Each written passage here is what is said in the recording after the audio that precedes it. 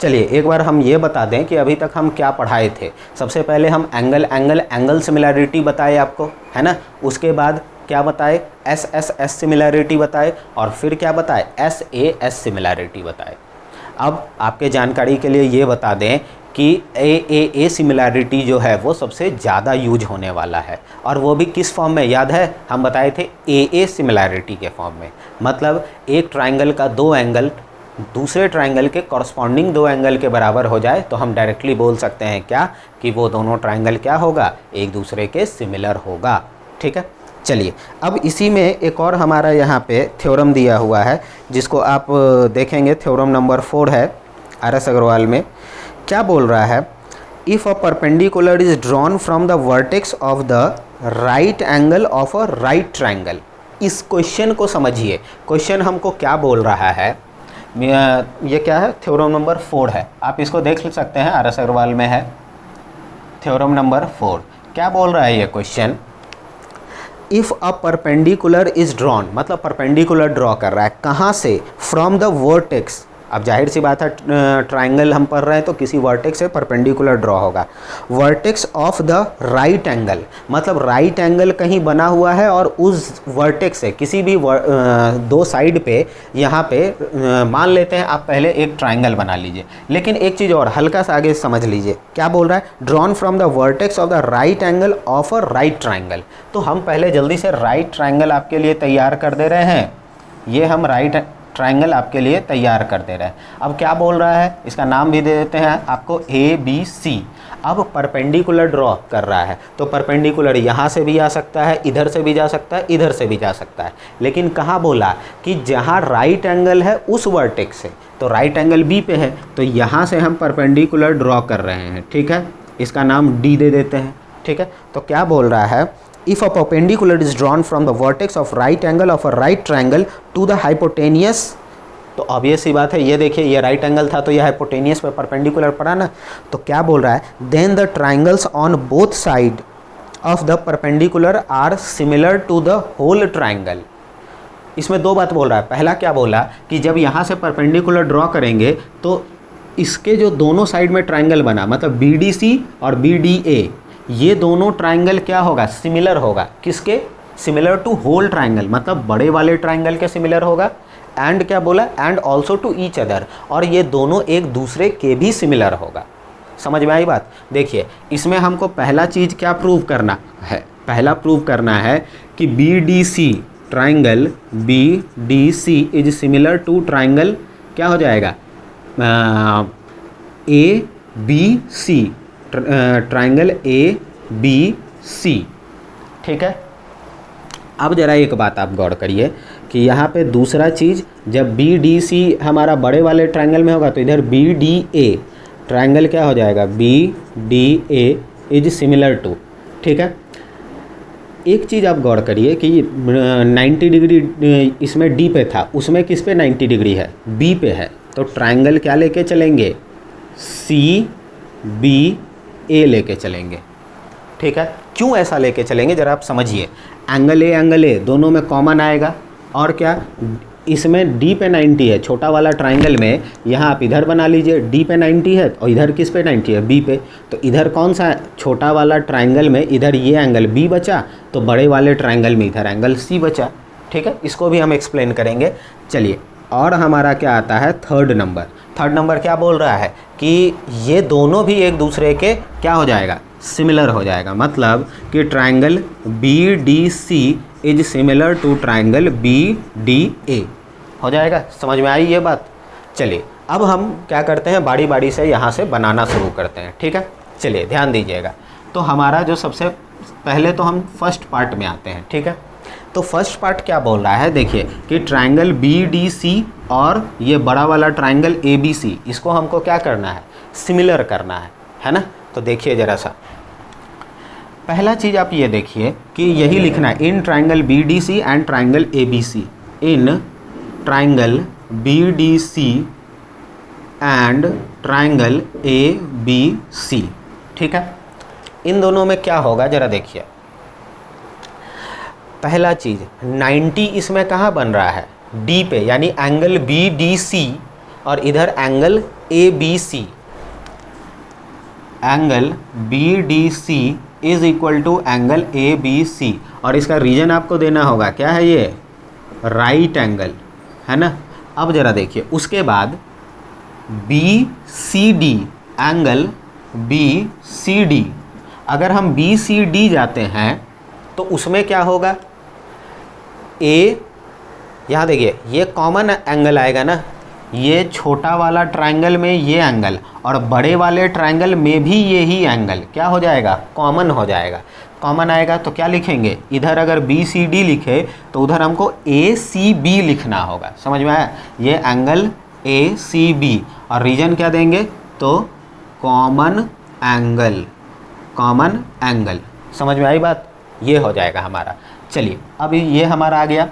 तो देखिए एक ट्राइंगल का दो को कॉरस्पॉन्डिंग एंगल आपस में बराबर आया, तो हम क्या बोल सकते हैं कि both triangles are similar to each other. तो जल्दी से यहाँ लिख दीजिए क्या, triangle BDC is similar to triangle ABC, ठीक है, बाय रीजन देना होगा, बाय एंगल एंगल सिमिलैरिटी, ठीक है। देखिए ये है इजी, बस अर्थ आपको पकड़ में आना चाहिए, ठीक है। चलिए तो ये पहला पार्ट हमारा सॉल्व हो गया। अब ठीक उसी तरीके से स्टूडेंट सेकंड पार्ट में आते हैं, क्या है, ट्राइंगल BDA, अच्छा तो इसी तरीके से ट्राइंगल लेंगे, in triangle BDA and triangle CBA and triangle CBA, ठीक है। ये देखिए BDA कहाँ है, BDA, और क्या है CBA, CBA।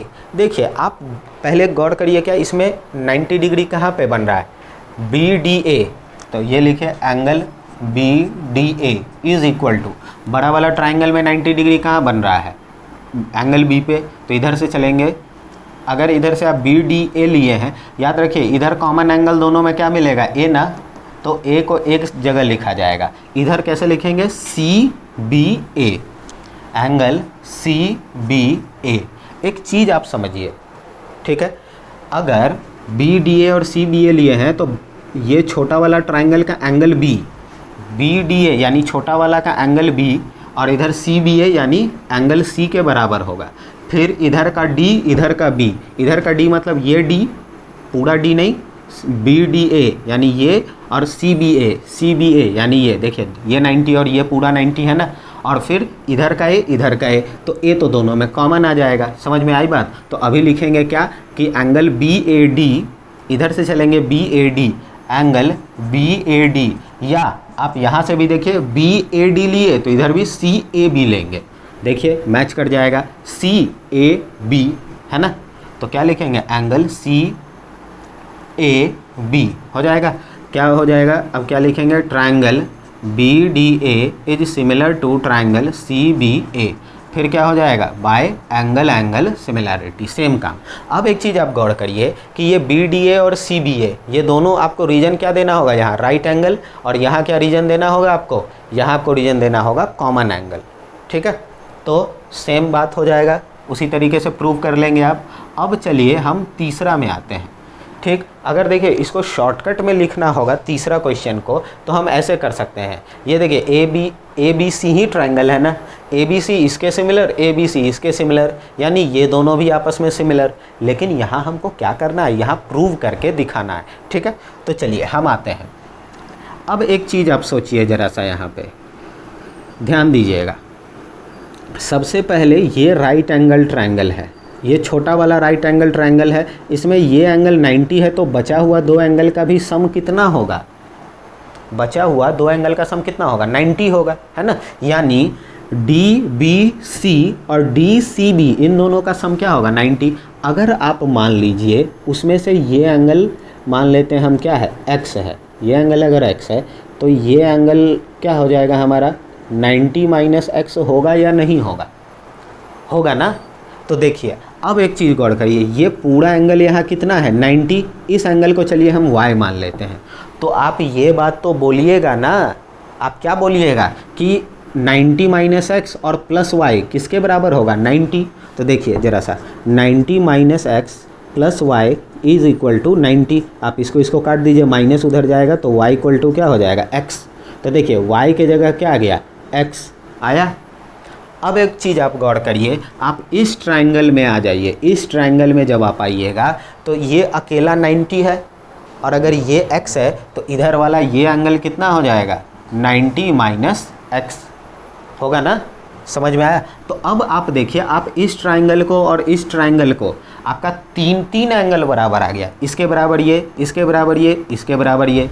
आप कैसे लिखना चाहते हैं आप किसी भी तरीके से सिमिलर कर सकते हैं, लेकिन आप लिखने का तरीका यहाँ पे सीख लीजिए। यहीं से आपको सिमिलैरिटी ऑफ ट्रायंगल में लिखने का तरीका पता चलेगा, और वो भी अच्छे से। देखिए, ध्यान से गौर करिएगा। सबसे पहले आप ये देखिए कि यहाँ से शुरू करते हैं, बी से करते हैं। इसमें लेते हैं BCD। हम लिखते हैं in triangle BCD and triangle. अगर इधर हम B लिए मतलब 90 माइनस एक्स, तो इधर भी ये लेंगे यानी A, ठीक है। उसके बाद B, ये C, B के बाद C पे आए थे तो X है, तो इधर X कौन है, तो A B और आखिरी में D, A B D। देखिए इधर भी D पे 90 तो इधर भी D पे 90। देखिए BCD 90 है और इधर भी ABD 90। आया समझ में? जो बराबर होगा वही लेके चलेंगे। अब देखिए, कोई भी आप लेके बराबर कर लीजिए। यहाँ क्या लिख देते हैं, BCD एंगल BCD, तो इधर कौन हो जाएगा, BCD यानी ये एंगल, इधर ये है तो ABD एंगल ABD। उसके बाद क्या होगा, कोई भी, जैसे इसी को ले लेते हैं तो DBC angle DBC is equal to, तो इधर D से शुरू करेंगे DAB एंगल क्या हो जाएगा, DAB, ठीक है। आप रीजन क्या दीजिएगा, इक्वल एंगल। समझ गए? रीजन हमेशा इसमें कॉमन नहीं पड़ेगा, इसमें पड़ेगा क्या, इक्वल एंगल, और इसमें भी दीजिएगा इक्वल एंगल, ठीक है।